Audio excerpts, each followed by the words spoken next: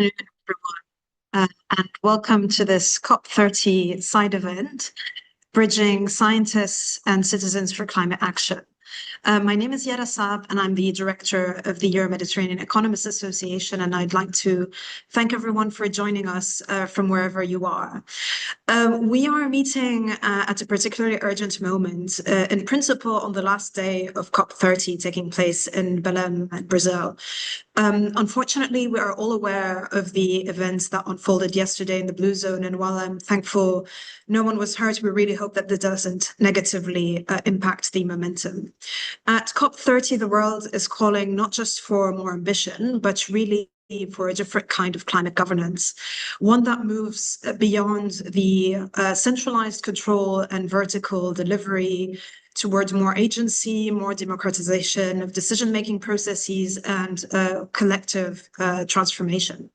Today, we want to address really a core challenge. While negotiators and high-level pledges are absolutely essential to deliver on the Paris Agreement and move us into implementation, too often we find that the structures of climate governance remain really distant from people's real lives, their hopes, and their capacities.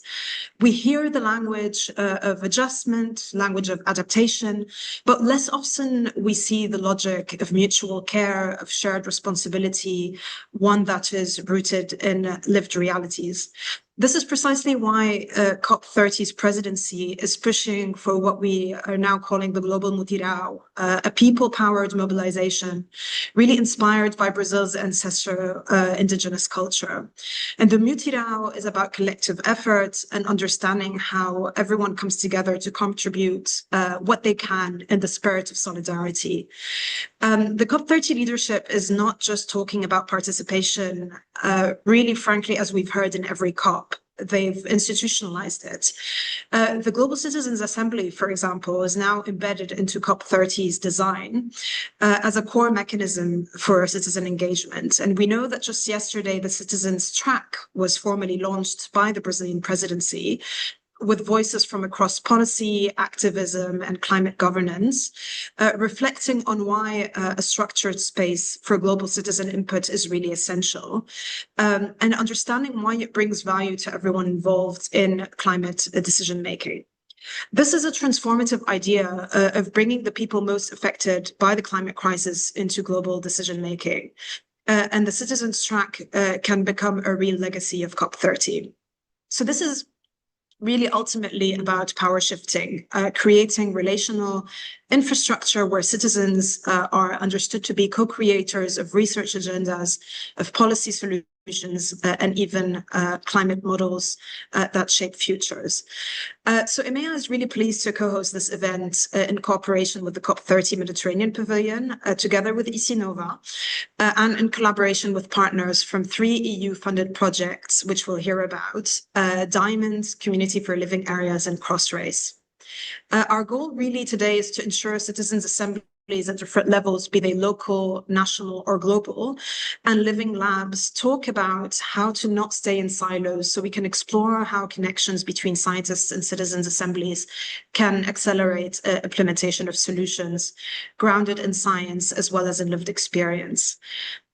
With this, we're really hoping to address what is referred to as the docking problem and ensuring that citizens' deliberations really translate into tangible policies, research priorities, and system change.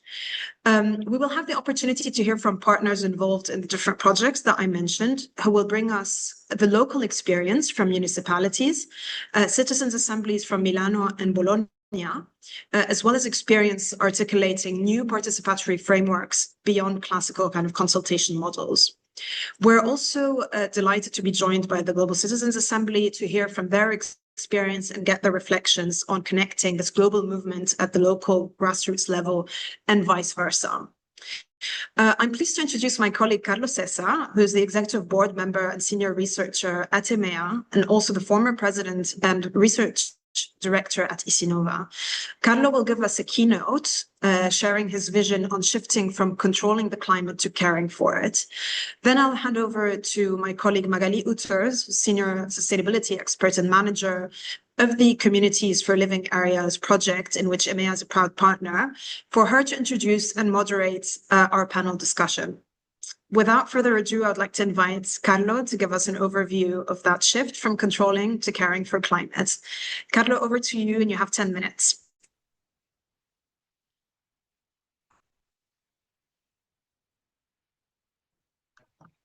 Thank you for qualifying me as a keynote speaker. Actually, I am not from the top, but I am in between, because this is a small group discussion, but it's a very qualified group, because we are together around the table, people that is involved in processes, where the idea is to combine three different elements, as I will tell. I have sent around the presentation before, just for preparing you for the panel discussion about what we want to discuss. So I will try to be as short as possible to give to the panelists the possibility to intervene. And I go to share the presentation for reminding the basic idea that was used for preparing this this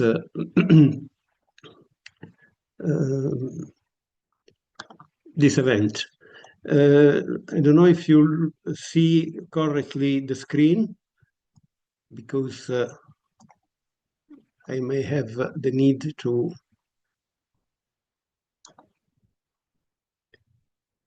If this is.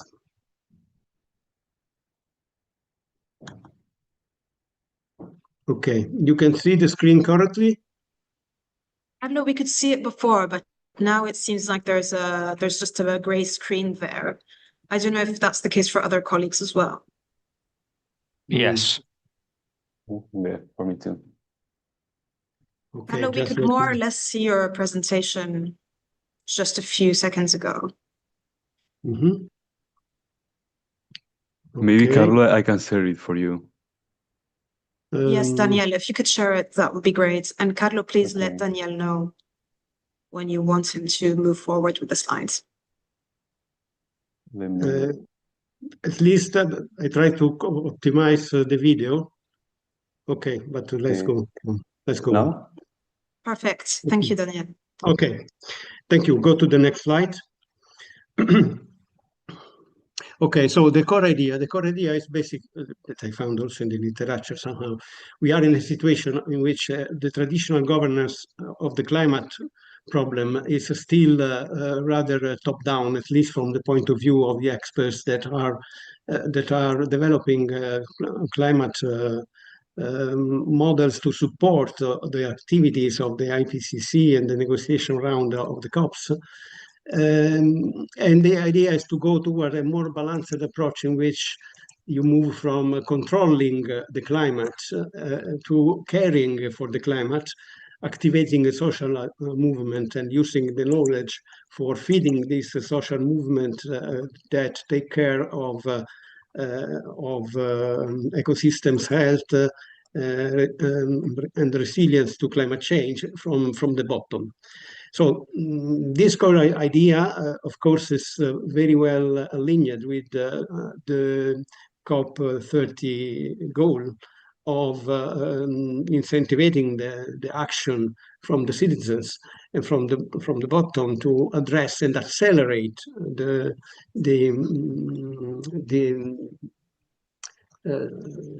policy and the actions, accelerate action for climate change.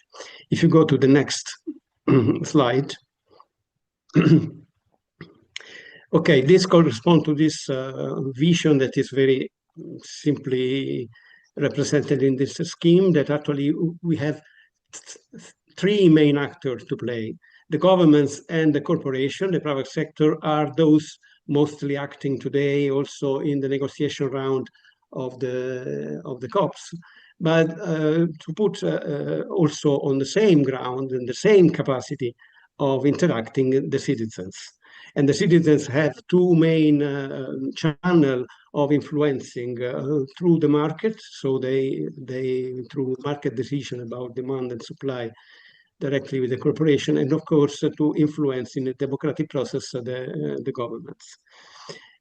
Within this vision, if you go to the next slide, The basic approach that we are discussing today, that we are proposing, is to bridging citizens assemblies, living labs, and climate modeling communities.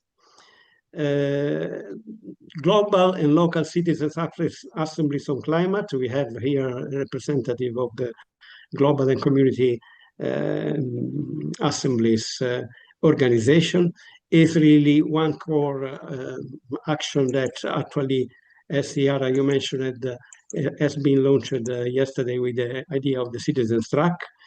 But we have also representative of the city of Milan, which is an example of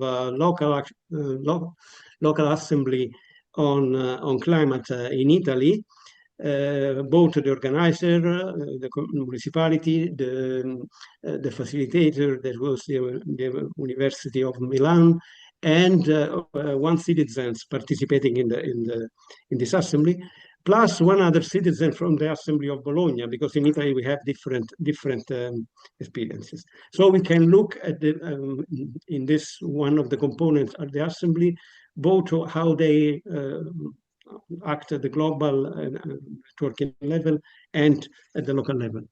The other element is connecting these assemblies with living labs that, again, at the local level, can connect other stakeholders, policymakers and experts, for making more permanently solving the so-called docking problem, how to follow up the assemblies with activities that permanently are influencing the policymaking and the implementation.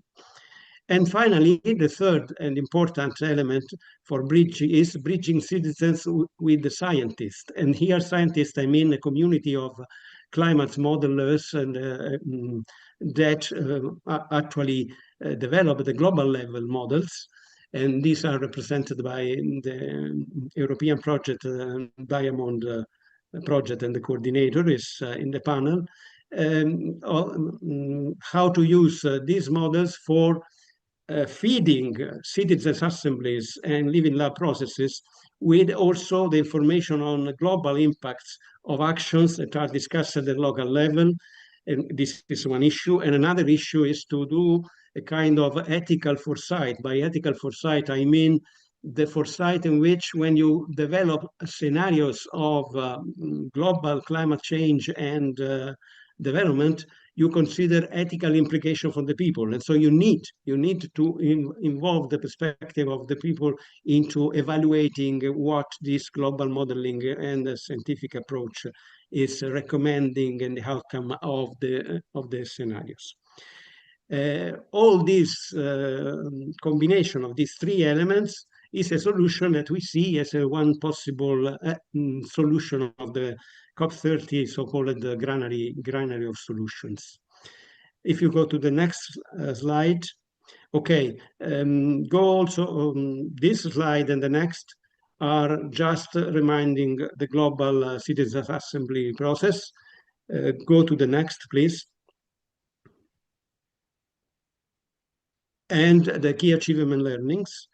I want just to you have already seen those, you know, I think most of these issues. I want to highlight again that without a formal docking into decision systems, the influence of these citizens' assemblies remain only symbolic. And this is the problem that we want to solve. And I am happy to see that actually is also a problem that the COP30 launched as something that we want to solve at the local level, global level. But how to connect that also to the local level? This is a discussion for today. So go to the next, please. To the next, because I already introduced the local system. So the three ingredients, just to recap, are first, building up an ecosystem of multi-layer citizens assemblies. This is just a scheme of global, national, regional, local assemblies and an idea of what kind of structure these assemblies can have. So the issue is networking what already exists and a lot of assemblies already exist. But when I say networking, we will have the intervention on this, I think, from Inaki especially. Already exists a network of committees that is connected online. But here I mean also connecting the local processes, concrete, so for example, the Assembly of Milan, with these global processes that are connecting, thanks to the digital infrastructure, basically citizens all across the world, for producing through this networking an impact up to the level of the COP intervention in global negotiations about climate.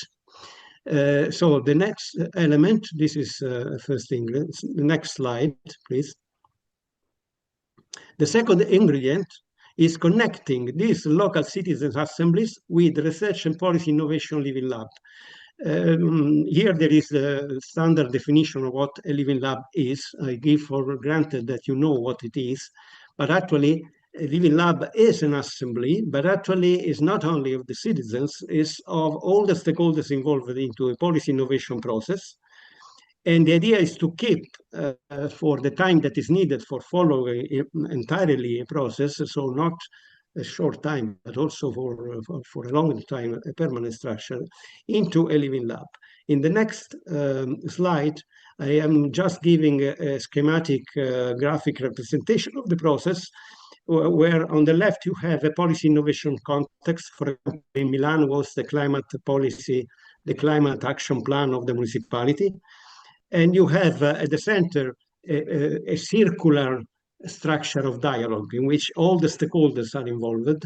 And on the right, you have the administrative system that is multi-layer with the self-regulation layer, local, regional, national, up to the sovereign-national level. What makes very complex the issue of docking is that when you discuss in a dialogue context all the topics and you find out with the recommendation outcomes, the implementation of those recommendations has to be done considering the complexity of all these actors and the processes and activities. So the issue is how to influence, how this more dialogue and engaging of stakeholder citizens can influence the process.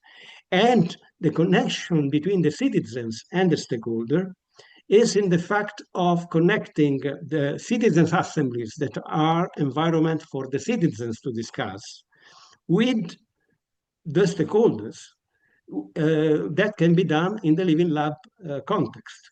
So this scheme shown on the top, the permanent citizens assembly format, first to be involved in a preparatory stage, the assembly stage, and then a follow-up stage that at local level should connect it to existing or new living labs that can create it on topics emerged from the local assemblies. For example, in Milan, one idea that we are developing in one project that is represented today, the Cross-Race project, is to develop a living lab for urban biodiversity, for example, in the city. If you go to the next this slide, integrated assessment modeling framework will be shortly introduced by the coordinator of Diamond, because Diamond is a project that is improving a number of current gaps in the modeling frameworks, exactly to make them more usable by the stakeholders and the citizens, the analysis of the climate situation. Go quickly. Please, can you hear me? Can you hear me? Yes. Okay. Please go quickly to the next slide, which is a moving one. Please go until the end of the slide. Okay. Diamond is addressing still go. Other two, okay. Diamond is actually addressing what is represented in the models, and still go. And the development process and use exactly with this goal of also empowering stakeholders and citizens into driving this process analysis and using the results of this analysis to consolidate their own recommendation. So you can move to the last slide, which is simply the topics that were also in the brief that was circulated to you that are under discussion today for you to discuss. How citizens' assemblies can inform climate action across governance level, the role of living labs in translating community priorities into climate solutions, how climate modeling and ethical foresight can empower citizens' deliberation, making them grounded into also science evidence, lessons from the Italian experience, and pathway for connecting citizen recommendation to real policy implementation, the docking challenge. Thank you for listening, and I give the floor back to the moderator. Thank you very much, Carlo. This is really helpful framing. I'm conscious of time, so Magali, over to you. Please introduce the panel and go ahead with the moderation. Thank you very much, Yara, and good afternoon and good morning, well, depending on where you are. Well, thank you, Carlo, for this very inspiring keynote and for setting such a strong foundation for the discussion. Before opening the panel, let me say a few words about the Interreg Euro-MED community for green living area, which I have the pleasure to manage at EMEA. So the community brings together 25 projects and more than 250 actors across the Mediterranean, whether local authorities, university, and NGO, practitioner, technical agencies that are working to develop solutions on nature-based solutions for cities, climate adaptation projects, solutions for healthy cities, mobility, circular economy, working on a lot of different topics that are common to green living areas. And across all these projects, one thing is very clear is that green climate resilient territories and cities must be designed with citizens and for citizens. And many of the projects we have in the community are experimenting with participatory methods, co-design processes involving citizens, but also children in schools and neighborhood. And this local dimension, I think we all agree that it's essential, no? Because it's in cities at the local level that climate solutions become real, tangible and legitimate. Then we need, of course, to connect with the other level and to reach, make the connection between the global and the local and the global. So that's why today's discussion is so important, and connecting what happened on the ground with the wider vision that Carlo presented, and bridging citizen assemblies, living lab, and also scientific modeling. So for the discussion, now that we named the panel Learning from Experience, because now we want to learn from real initiatives. So from organizer, facilitators, and citizens who have gone through this kind of processes. We have a very rich panel, but we have also a very limited time. So I will kindly ask each speaker to strictly keep the time allocated to 5 minutes to ensure that everyone has a voice. So I ask you to focus on your experience and share the key learnings, no? And if you wish, you are free to briefly react to what others said, because I doubt we'll have a lot of time for questions, but in order to guarantee a bit of interaction among the panelists, you can react to the others' presentations. So let's move to the first speakers of the panel. So we'll start first with the Italian team, and we have a great group of people that have been involved in the Citizens Assembly of Milano and Bologna. So we'll start first with Milano, and We'll have a presentation now by Giuliana Gemini from the Consorzio Poliedra at Politecnico di Milano.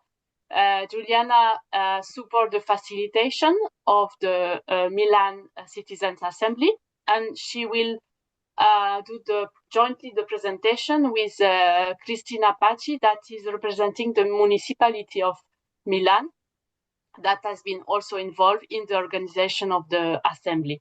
So I think that Giuliana will share the slides, and yes. I give you the floor. So you have both, 10 minutes in total. Okay. Hi, everybody then. Hopefully it works. Okay, seems so. So you already introduced me and Cristina. I will try to show in a way as quick as possible the first ingredient Carlos Essa was describing before, the local climate assemblies.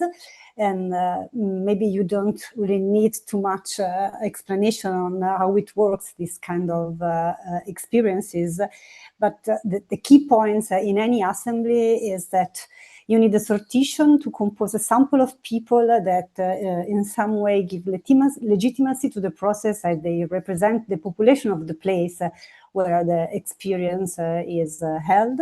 And on the other hand, you support them to deliberate, which is not only deciding something, but arriving to a decision in a slow way that makes all the group learning from each other, understanding the problem, and giving their position after understanding what's going on.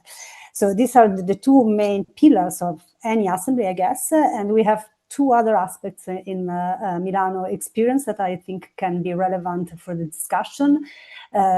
First of all, our assembly is permanent. That means that it's covering all the period of lasting of our air and climate plan from 2022. We had the first round 3 years ago, till 2030. So we have just last Saturday, we finished the round of 2025, and we are now selecting the new group of people for the round that will start early in 2026. And the second characteristic of Milano Assembly is that we work on a plan that the city already decided, and that is composed of 49 actions. So we work in the implementation phase in some way, finding a first step of solution to the docking challenge we were hearing before from Carlos Essa. How it works, the assembly that we are working on every year. First, we choose a set of actions to work for that year, which is our remit. Considering that the climate issue is a very big and complex one, and we only have 8 meetings with people, so we cannot cover all the activities that the city is going on in the period. So we every year, together with administration, we choose on which topic to focus. Then we have quite a complex mechanism to choose and compose the sample of people that will work with us for the annual life cycle. That means that we start with a lottery of 10,000 people, and from those that are answering, we choose a sample of 90 citizens plus 30 participants that can enter the process if we have some people that cannot follow all the activities. So at the end, we still have, hopefully, a good group to represent the population of the city. And then we have the core of the activity, which is the meeting phase, that is organized in 3 steps, covering the 8 Saturdays that we ask people to be with us in the process. First, we start with a learning activity. I think that when we focus on how to make people work together with the scientists, that is in some way the key point of our event.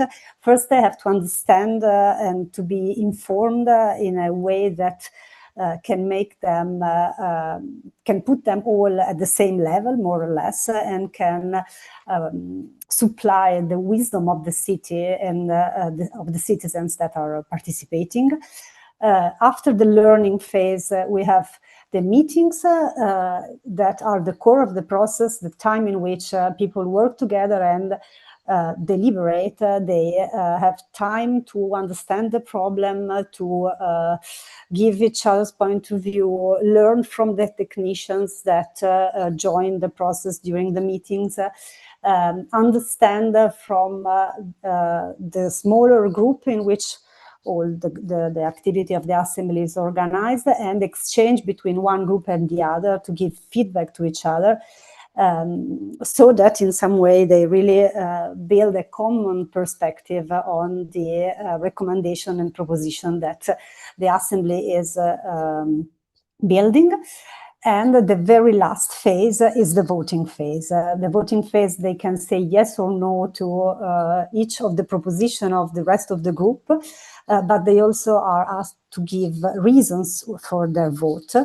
And the voting for our assembly is based on a majority of 2/3, so that what the assembly is deciding is stronger, and it can be proposed to the municipality at the end of the process every year, on a solid base that support municipality to give their feedback to the overall process. So this is more or less how we have organized this activity. Another characteristic of having a permanent assembly is that we can learn from the experience of one year to the other. And this is what we are doing, a kind of a continuous redesign of the process to make it work better one year after the other, but still there are some consideration of how it works, so that I leave the floor to Cristina Paci from Milano Municipality to describe you. Hello everybody, I'm Cristina Pace, I work for Milan Municipality, directly into the environment department of our municipality. I would like to try to work out with you today some of the positive impacts and some of the challenges that we have encountered during our last 3 years of our assembly. Some of them were impacts that were already in a certain way, we thought already that they were possible, but some of them were come out quite of a surprise for all of us. So let's go to see what we found out. Regarding the positive impacts for citizens, we saw that for them was an incredible and great experience, the fact to become close to the city administration. So to start to learn the complexities of the city administration, how a city works, how the decisions are taken, how a city is planned. And all of these made a real incredible journey for some of them. They come back even to thank us after a few years, because it's the first time in which they go close to how a public a city and a public institution works. So for them, this sometimes is really a surprising adventure, let's say. Another very positive things, and this is represent a bit the beauty of the mini public, is the fact that several and different generations are starting to work together. They are people coming from different backgrounds, different ages, and so they found inside the assembly the possibility, maybe for the first time or one of the few times in their life, to talk together in a context that usually is not the one that they are living every day. So this is a new way also for them to get into contact with other citizens, other backgrounds, other challenging situations. Another important point is that unfortunately we are not used in our daily life to have a part in a discussion process which is facilitated and which is highly informed. Usually we take part in discussions based upon opinion, sometimes very superficial opinions, and so to be involved in a long, very structured and facilitated process can be for sure challenges, but also very rewarding, because is making the people able to see that their opinion and their ideas are respected, and they can grow together with different thoughts and different consideration. Another important impact that it came out is that also for the civil servants is becoming an important experience. After 3 years that we got our assembly, we can see a change in the public administration and in the people working with it. So there are a lot of positive spillovers within the people living and working in the public administration as a civil servants. Especially they get to know how much meeting the citizens can be important for the creativity of the processes, for how they can see their daily task, how they can change even their ideas about the work they are carrying out every day. Together with the positive impacts, as I said, we have also some challenges. These challenges are often relate to the relationship between the assembly and the administration, the governance of the city, especially because sometimes the role and the boundaries of the people working in the administration or belonging to the assembly are not so clear. So what we need to define, especially at the beginning of every year, is to set the role of the citizens. The citizens are not the expert are not the civil servants. The people bringing scientific know-how is different from the role that we expect into the citizens. So is really important to work with citizens and making them taking part in our assembly as citizens, and not becoming, while the months are passing, the expert of the thematic group they are belonging to.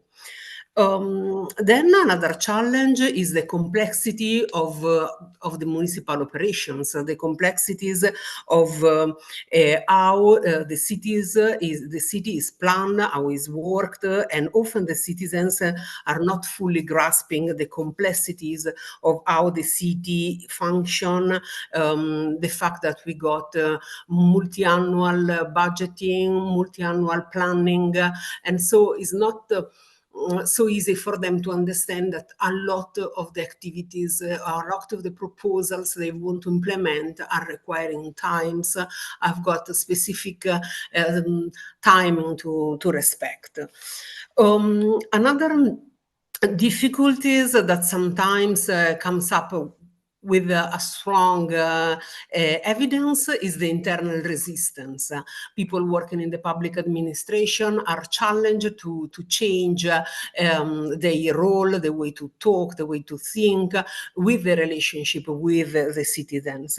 And they often feel a sense of opposition and are not so willing to collaborate with the citizens. Of course, this is only a small part of the people working in the public administration, but I mean, they try sometimes to defend their territory and the things they are doing.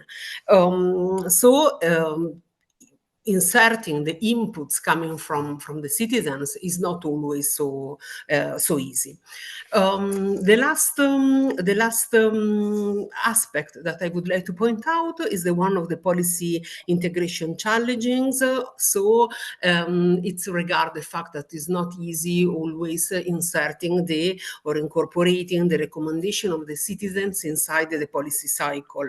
As I said, the city is managed throughout a multi-annual planning, and so to adapt and to insert the recommendation coming from the citizens can be quite challenges, sometimes because they are spanning through different departments, they are encompassing different policies at the same time, and so it's not so easy, even if the idea itself maybe can seem not so difficult in itself, but actually in the operational implementation can be not so easy to put into practice.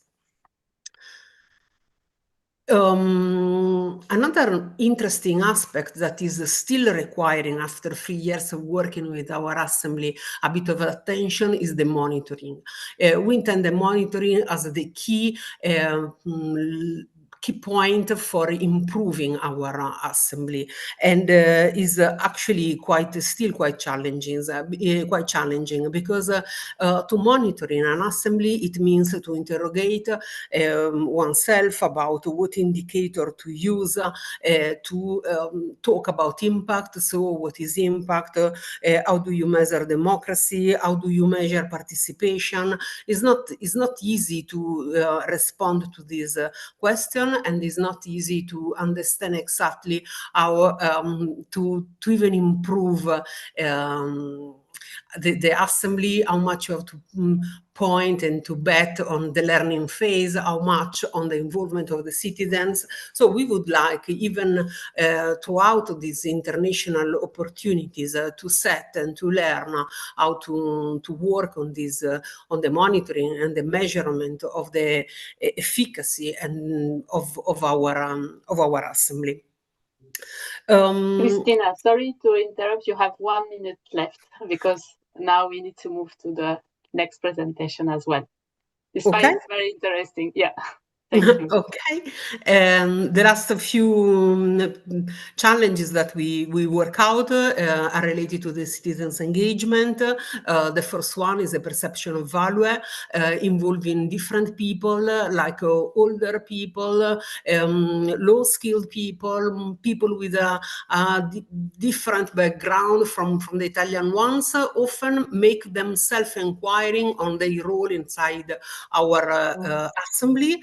And so we have to empower, and we have the need to empower every different citizens inside our assembly on the fact that they are really important. They play a really important role, and they are shapers of our policies. So to learn and to become shapers of the public policy is an important role. And I think that we have still a lot to work on this value perception for them.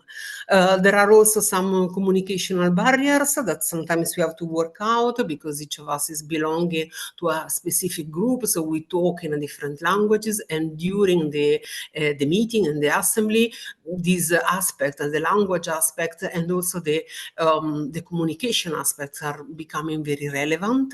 And then a little attention I would like to point out on the dropout rate. We got around 20-30% of dropouts to every assembly. This seems okay in the literature. We have got a very long process because, as Giuliana said, is lasting from something like 10 months, from January to November, and so is quite relevant, and even the number of dropping out is quite relevant. To interrogate ourselves on how to reduce this number is a priority for us, and we would like even as well in this sense to gain a common understanding of this situation.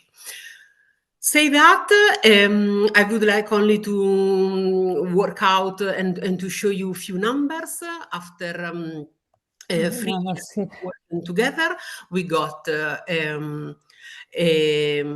something like 33 recommendations, which are already into implementation, are the one that we collected in the year 22, 23, 24, and in 2 rounds of activities. And now we have got around 26 new recommendations coming from this year work.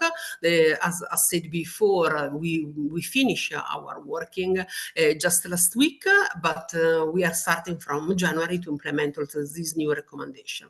Every year all the recommendations are linked and collected inside a report, an annual report. And here you can find also the link where to find our tools and all the very interesting and extremely interesting recommendations that our citizens have made to the city of Milan in the past 3 years. Thank you. Thank you very much, Giuliana and Cristina, for this very inspiring intervention, highlighting also that the Milan Assembly is permanent. This is a very important point that has very strong connection with the city of Milano that also address this docking challenge. And yeah, of course, there are challenges in the implementation, but hearing about the positive impact, it really works to engage in this kind of processes. Now we are moving to the hearing, directly from members of the Citizen Assembly of Milano, and then we will hear also from the Citizen Assembly of Bologna. So first we'll hear about from Ettore Menguso, that is a member of the Assembly of Milano, and then from Mariana Precone, that is a citizen involved in the Bologna Assembly. So Ettore, you have the floor for 5 minutes. Okay, thanks a lot. I think you're the first person not born in Italy who pronounced correctly my name, so I'm so happy to start with this kind of success, this intervention. I will squeeze it because we are late, I believe.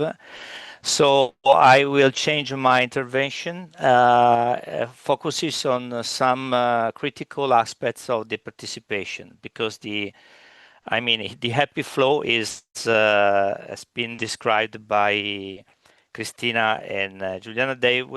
They were very anyway. They were very accurate on the description of the experience. I've been one of the very first involved in this path in 22-23.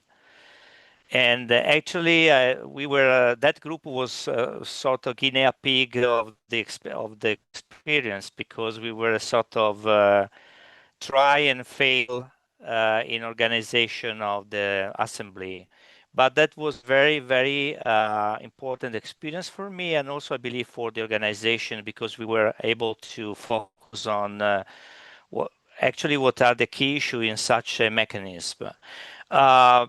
The whole mechanism of the assembly has been again described. I will again focus just on some specific aspects.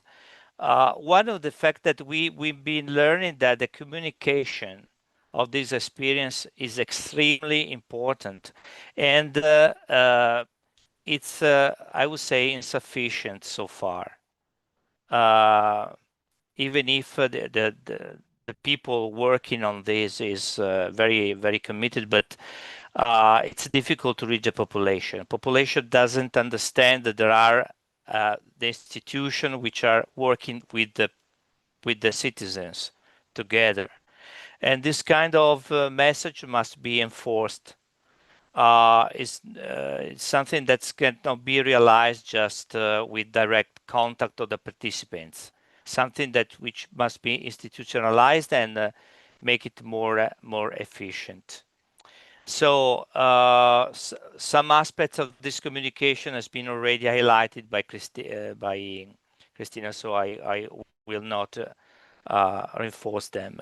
But also the approach of the intervention must start by the institution.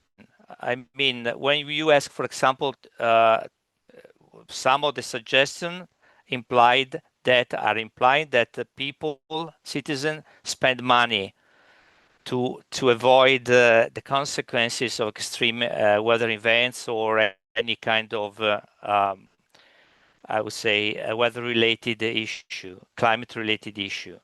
But the first one to spend money should be the public, because if a school is, reshaped to take care of the weather conditions or pollution or whatever, then the citizens see the effects on the childhood, and they are prone to spend money and to act accordingly with the suggestions of the Assembly or public policies of this kind. So when we set up our proposals, we also focused on the fact that there must be a sort of journey which start with some kind of examples, practical examples in the public behavior that then drains the citizens to follow. And well, this I of course I prepare some docs that I can leave as documentation of these events. But to start from the last part of the intervention of Christina, what we learn is also that, for example, it's important to connect the assemblies. I see that there are projects in this sense, so I'm happy. But 3 years ago, we were basically alone.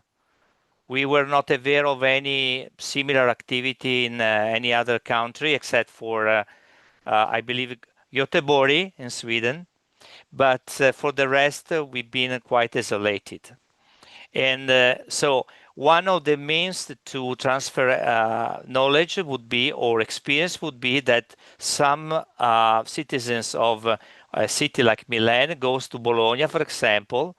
I cheers Mariana here, and they collaborate because consultants are important, but the real experience of the real citizen is maybe more striking in showing that something that can be achieved. Also, out of this slide, it's essential that some citizens are involved, institutionally involved in some kind of panel of to control and monitoring the implementation of the suggestions of the Assembly. It's not sufficient that you are a spectator or something happening. You should maintain on the job, I would say. You should be part of the institutions. And the end, I have just other 2 points that I want to highlight. What about the dropping out of people?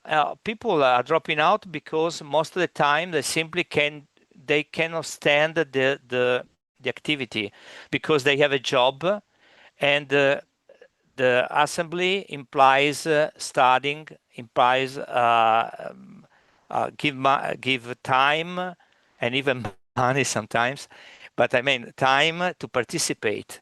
So, for example, it would be beneficial if the time in the assemblies would be counted for permits on the job. This is something that is useful for other kind of volunteers, like civil protection or any kind of Red Cross, this kind of stuff. This should be adopted also for these assemblies. So if you go to the assembly, this is taken as valid for your job. And another point is, this is something to mention because it's important, living labs. I'm not aware because I'm not updated on what is going on now in the assembly, but when I was involved, actually there were side projects with companies working with us and trying to implement ideas that we were proposing.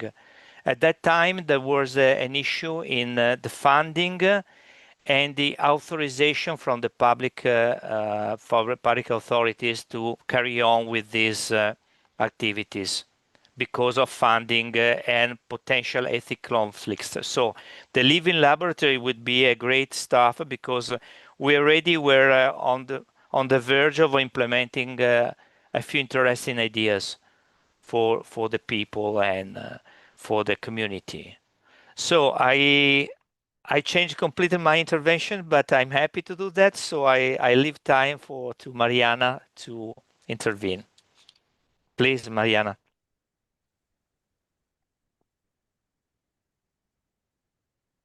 Okay, I can start if you stop to share your screen. Oh, okay. Okay, maybe I can do it in stop share. Okay, sorry.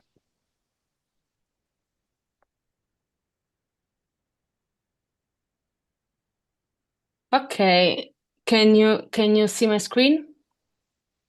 Yes. So I'm Mariana Precone, and I was a member of the Bologna Climate Citizens Assembly.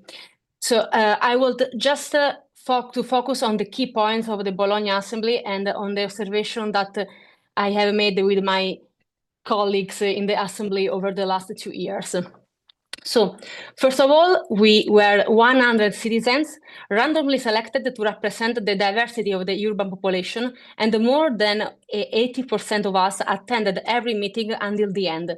This already shows how strong the participation and the commitment were. So, it's important to say that there were only 9 meetings. So and Bologna wasn't a permanent assembly, and the meetings were between May and November 2023. The 9 meetings were structured into 4 stages, and the first 2 were training and listening.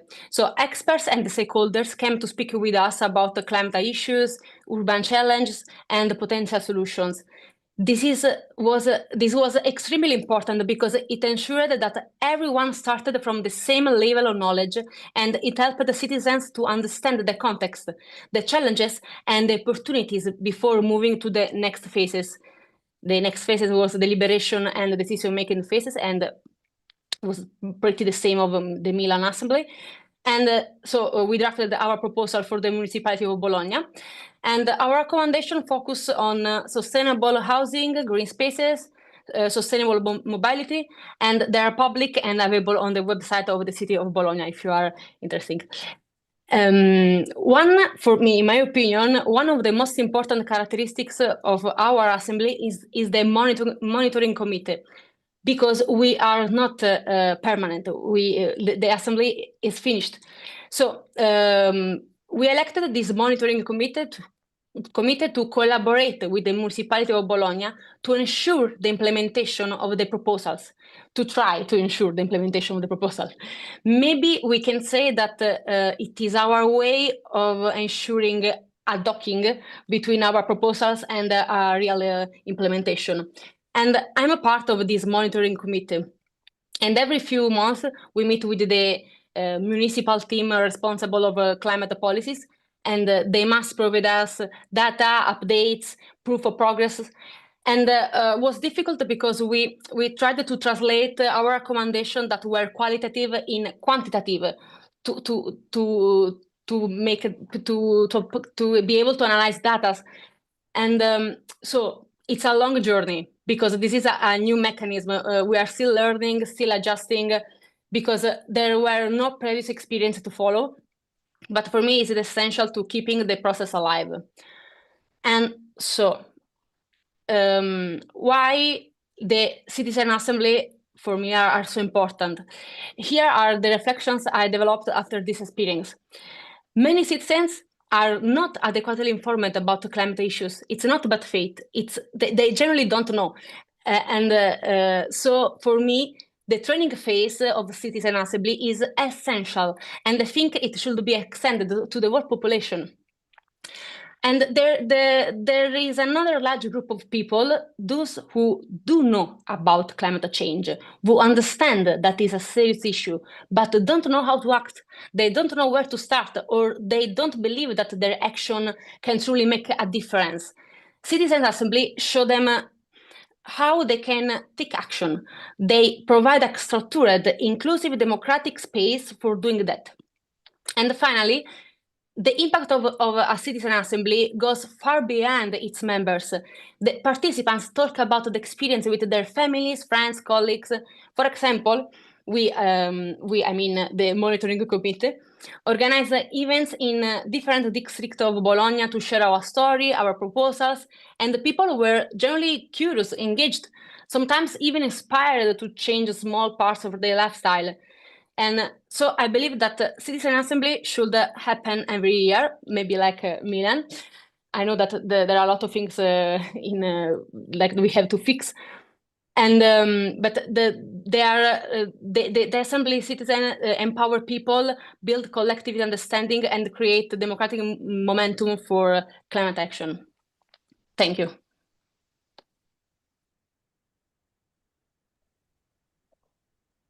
Thank you very much, Ettore and Mariana, for sharing this so insightful recommendation and experience. I think I have summarize it in 3 keywords. No, that that's what also mentioned by Juliana and Christina. The monitoring aspect is very important. So once it's to decide about possible measure, but then the monitoring is really, really important.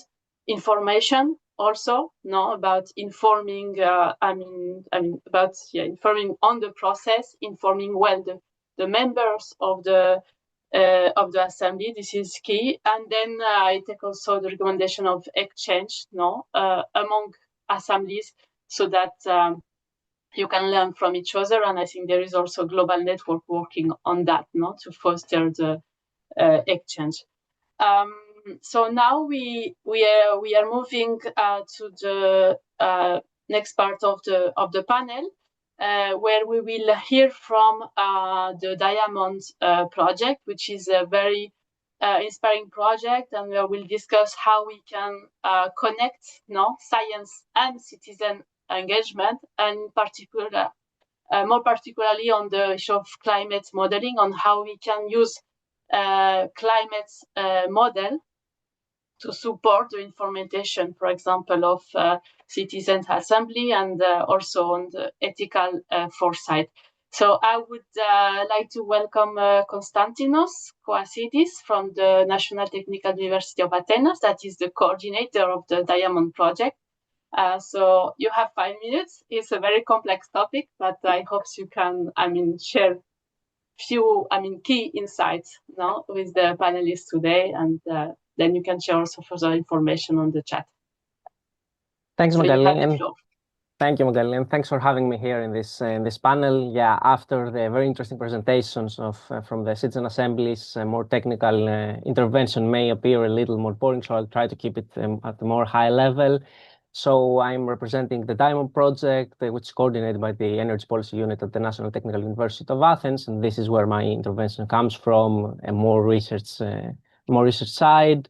So what we're doing in this project is we're trying to work on developing, updating, and opening up 6 emblematic integrated assessment models, or in short IAMs, and other climate economy models, as well as enhance them with insights from different scientific fields.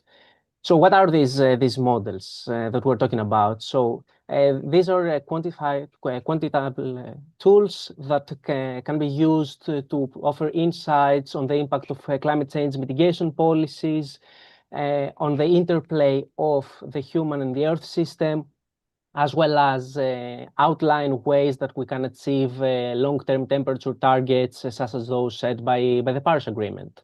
And these are models that generally have played an important role and are playing an important role in major scientific assessments like those from the IPCC.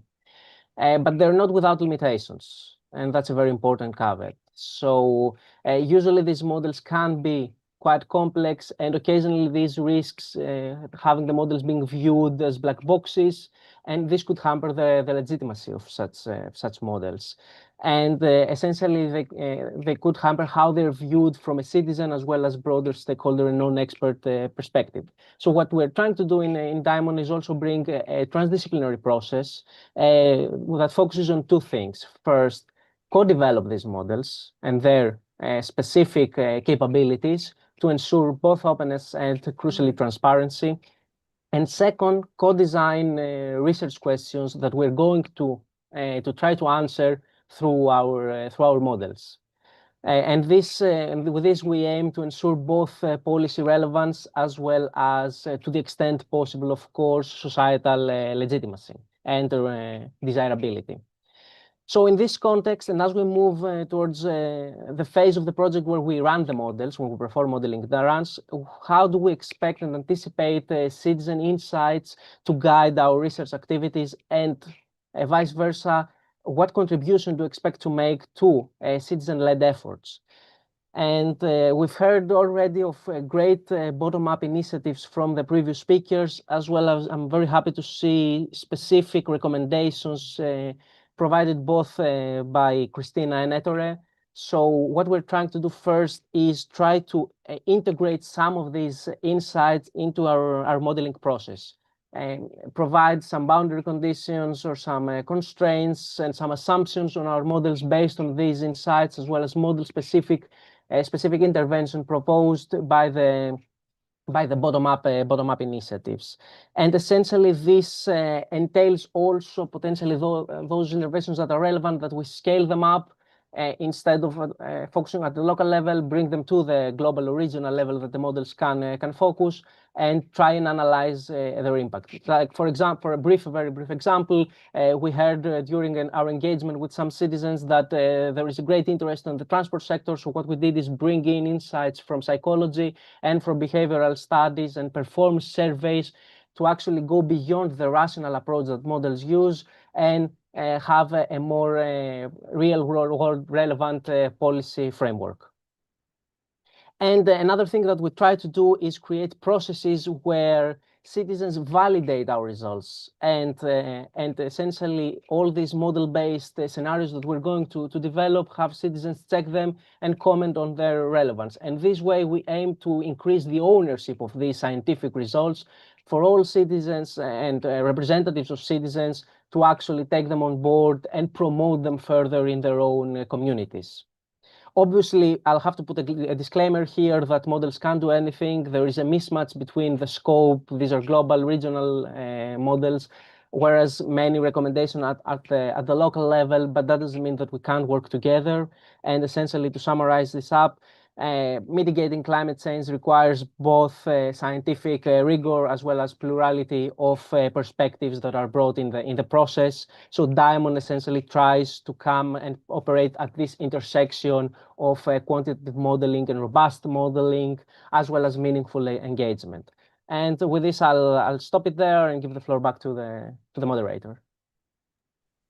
Thank you very much, Konstantinos, and we really look forward to the result of this process. So you highlighted now the transdisciplinary approach that is very much needed, complex, but very much needed.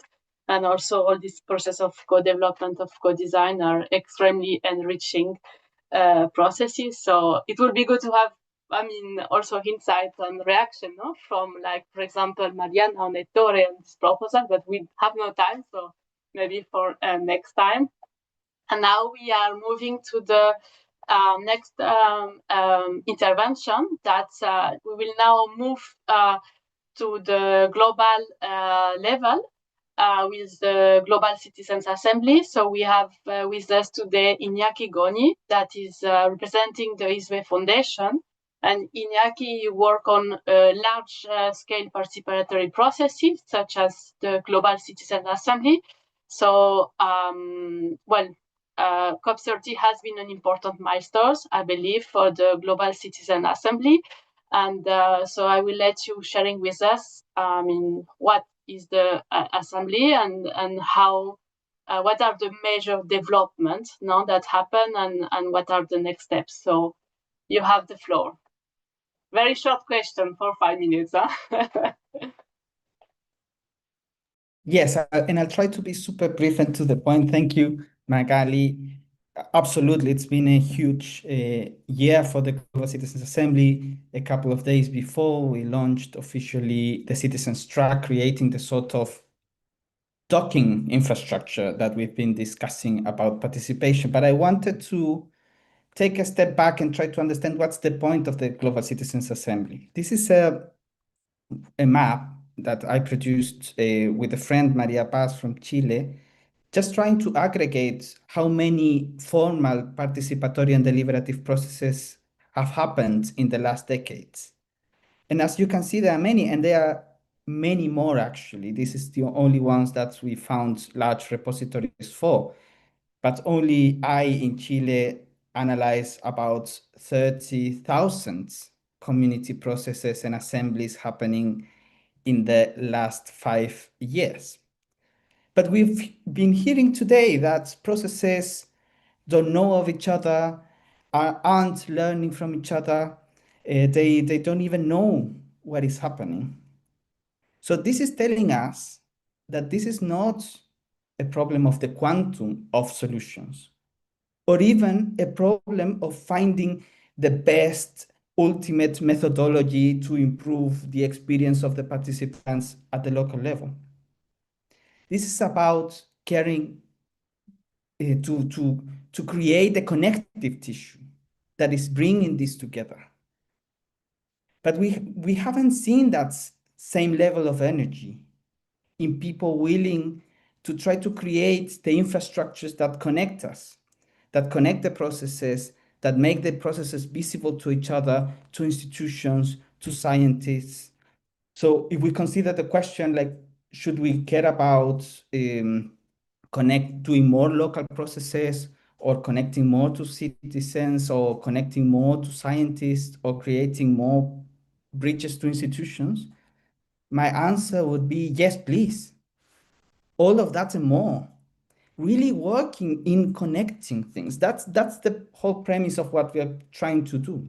Because one single process will probably not change the complex infrastructures and affect that sort of more deep level problems that we are facing. But a whole set of processes together with scientists, with coalitions of NGOs working on this, may have a chance. That's the whole idea. So what are we trying to do is to work on this connective tissue, these infrastructures for global participation, and we are trying different approaches. One of the things that we really care about is, of course, supporting local processes. As we've discussed, the global doesn't make any sense without the local. And this is not a choice we have to make. So we are incentivizing, we are supporting people to run their own assemblies wherever they live, with the people around them, doing sortition, doing community-based selection, doing whatever methods make sense locally. And what we are trying to do, and what we are releasing a new version soon as well for Bonn next year, so we've developed a free open access, open data software that is a support system for people that haven't had the experience of running things, to really guide them through all the nitty-gritty of designing their own community assembly. B is producing a peer support system where people can learn from each other what other designs have occurred around them. And C, importantly, it's aggregating. So it's helping us shape this global voice based on the local efforts that can really help make a difference in how things are governed at the regional level, at the national level, at the global level. And on the other hand, we are running a civic assembly where we will do randomly selected people from around the world. And we have already, this is starting in a couple of months. We'll deliver it together based on the best evidence and very diverse set of evidence around the climate crisis, particularly if you are focusing in this iteration on global food systems. And they will produce a set of recommendations that will inform the next cycle of COP. And this is so the same, it's a different iteration of a very similar experiment that ran on 2021. But now we're really taking it to the next level, and we are securing the sort of docking that would allow this to make an impact. But it's ultimately about changing what we take to be success. A lot of processes really care about producing recommendations. And producing recommendations is very important, institutional actions, as we call them. But equally important is to allow people to rediscover their own agency and to help them drive actions as well at the community level. So it's equally important to produce citizens' action.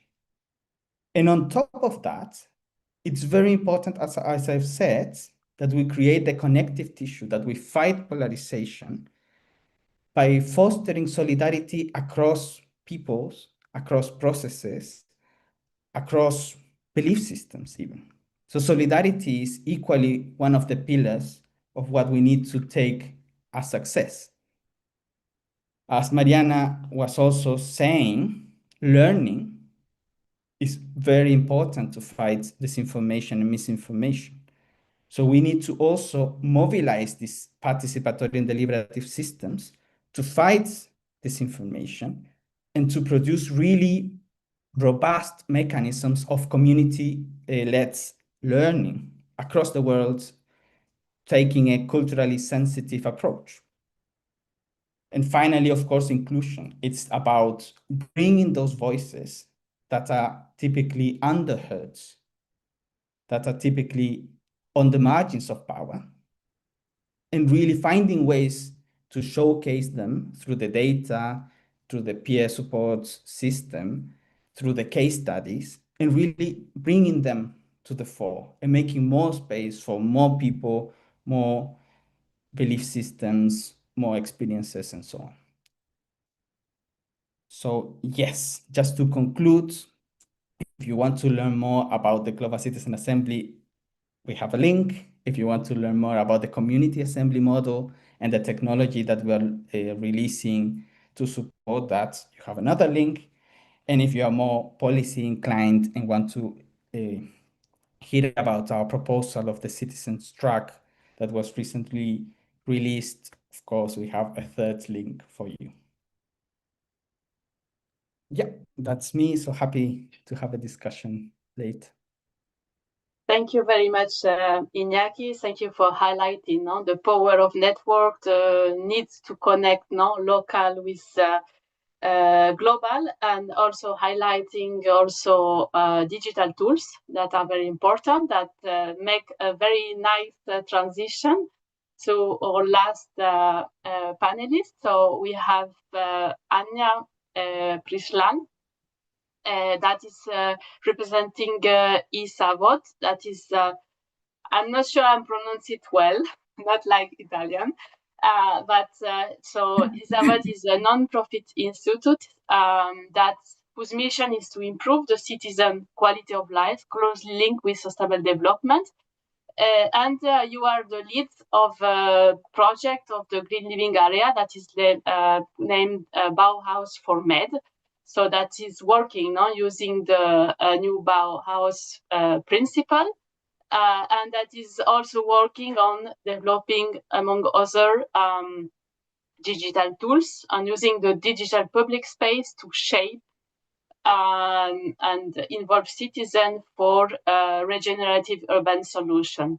So I will give you the floor to explain us more about that. Yes. Thank you, Magali. Thank you for invitation to share our experience in the framework of Bauhaus for MED project. As explained, we are trying to address green challenges in urban areas, but with emphasizing the empowering of citizens to actively co-shape this green urban environment.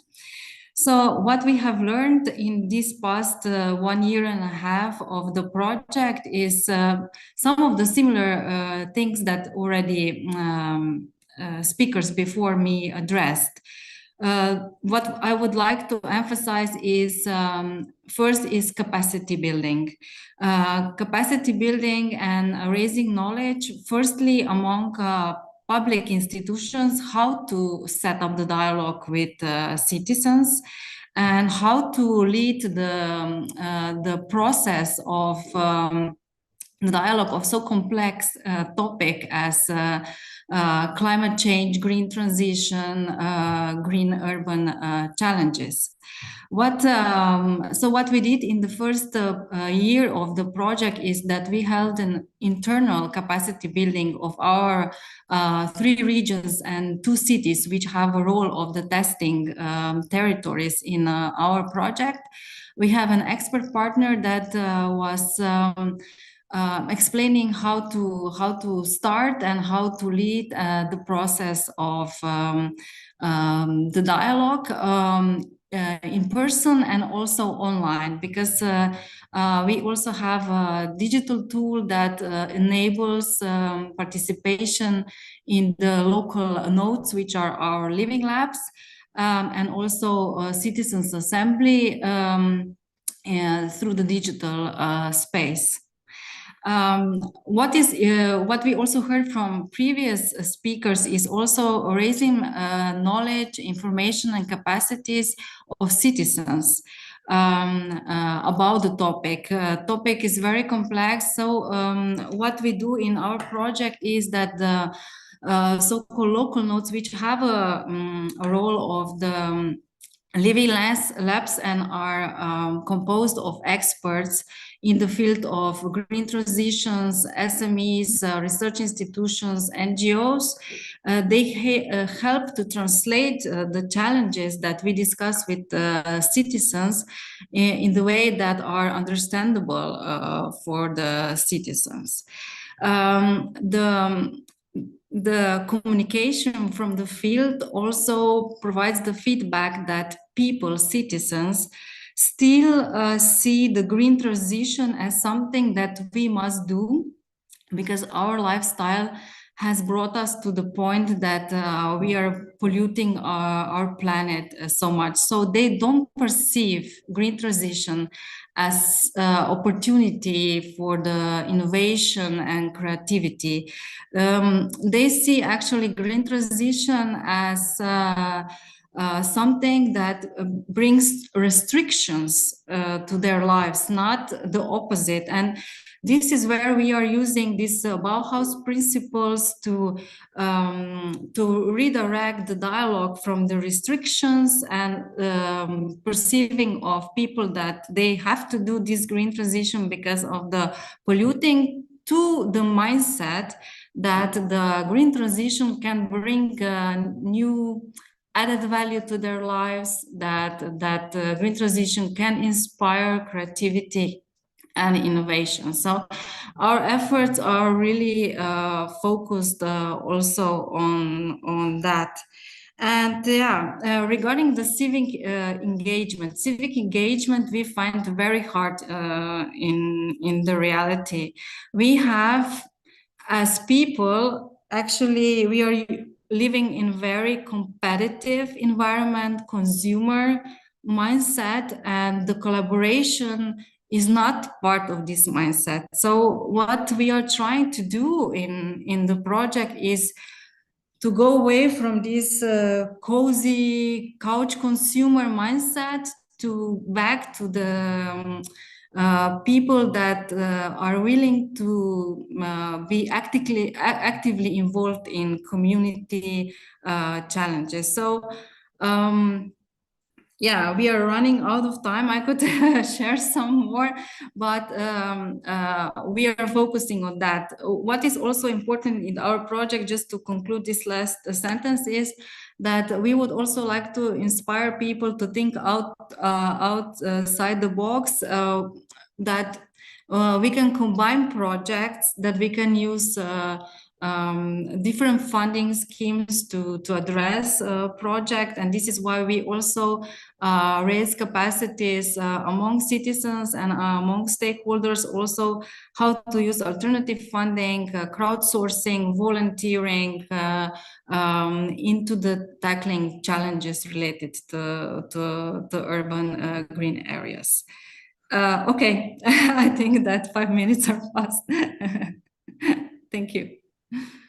Thank you so much, Anja. And I think that what you mentioned also resonates a lot with what Carlo mentioned at the beginning, no? The moving from controlling to care, but also moving from perception of restriction to innovation and opportunities. And also you highlight this cultural factor that engaging citizens, depending on where you are, can be more or less challenging. No, there is this cultural factor that is very important. So with this, unfortunately we don't have time. We really are out of time. I wish we could be having this meeting in person so that we can continue the discussion with a coffee, but unfortunately not. But I think I would really like to thank you all for your intervention. I think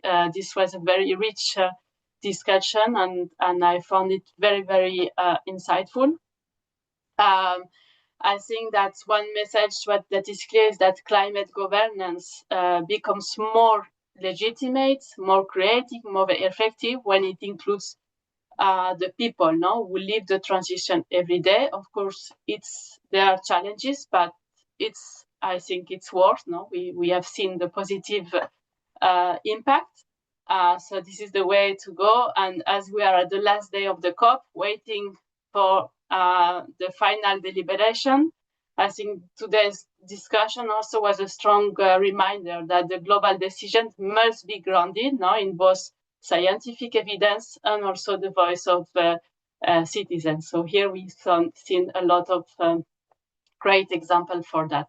So on behalf of EMEA, I would like to thank all of you for joining, and also thank Isinova for helping in the co-organizing this webinar, and also the project Diamond, Crossrace, and C4Relay. So thank you all, and I wish you a nice afternoon and weekend. Bye-bye. Thank you, everyone.